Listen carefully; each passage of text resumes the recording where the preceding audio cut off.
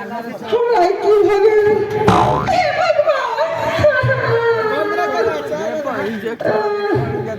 हमरा के देखे किछो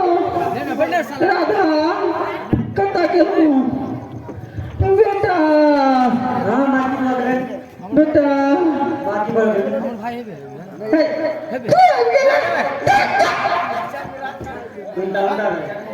हमरा ने देखा किछो या हम ठिकाने में तरिया अब तो आगे राधे 50 जगमोहन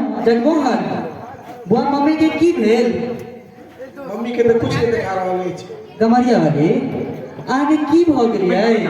हम आगे कहने चलो हमरा बेटी सन पुतो के आए एते दुख नहीं तकलीफ तू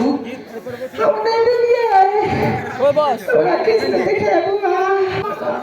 अब तो आगे राधे 50 सके मंगल भैया क्या सच्ची का विषय पानी अपनी उठेज अब तो आगे राधे 50 सके लाठी का सही लाठी चलते हां रुक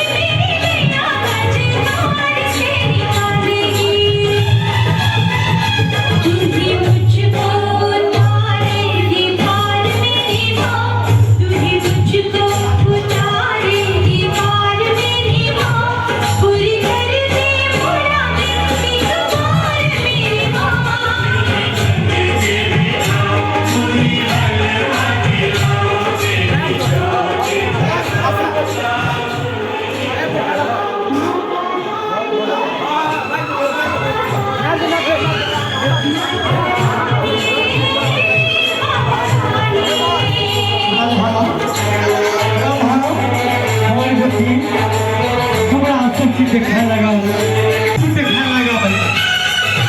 देखी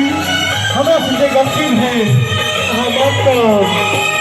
बेटी हमारा क्षमा करो हमारा हर चीज देखा रहा हम हर चीज देखा रहा बेटी हमारा बात करो राधा बेटी हमारा ठीक हो गई भारती के कृपा से हमारा माफ करो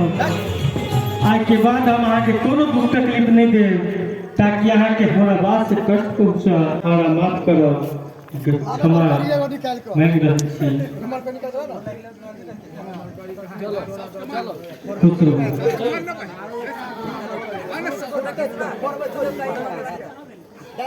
प्रेम से बोलो जय माता दी की जय माता दी की ज्यादा भीड़ रहा